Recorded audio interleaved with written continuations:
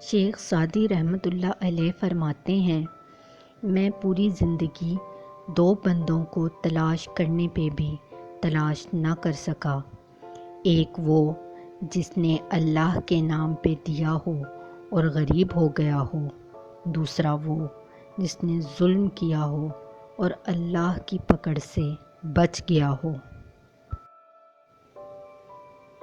شیریں کلام اور نرم زبان انسان کے غصے کی آگ پر پانی کا سا اثر رکھتی ہے۔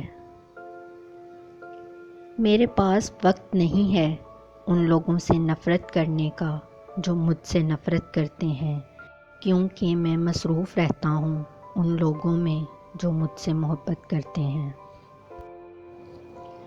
آدمی کے جھوٹا ہونے کے لیے اتنا ہی کافی ہے کہ وہ ہر سنی سنائی بات پر یقین کر لے۔ تم اپنی ہزار غلطیوں کے باوجود اپنے آپ سے محبت کرتے ہو، لیکن دوسروں کی ایک غلطی کی وجہ سے ان سے نفرت کرنے کیوں لگ جاتے ہو؟ یا تو خود غلطیاں کرنا چھوڑ دو یا دوسروں کو معاف کرنا سیکھ لو۔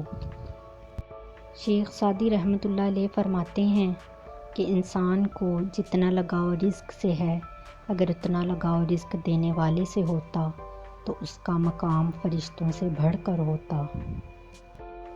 تم کس دنیا پر فخر کرتے ہو جس کا بہترین مشروب مکھی کا تھوک یعنی شہد ہے اور بہترین لباس کیڑے کا تھوک یعنی ریشم ہے؟ مجھے اس دنیا سے کیا لینا جس کے حلال میں حساب اور حرام میں عذاب ہے۔ صبر رکھو، ہر چیز آسان ہونے سے پہلے مشکل ہوتی ہے۔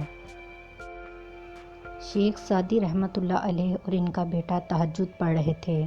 دعا کے بعد بیٹا بولا، بابا جان سب سو رہے ہیں اور ہم عبادت کر رہے ہیں۔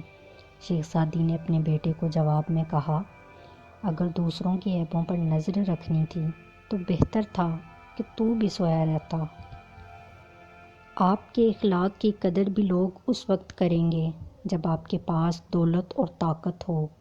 غریب کتنا ہی خوش اخلاق ہو، لوگ اس کے اخلاق کو اس کی مجبوری سمجھتے ہیں۔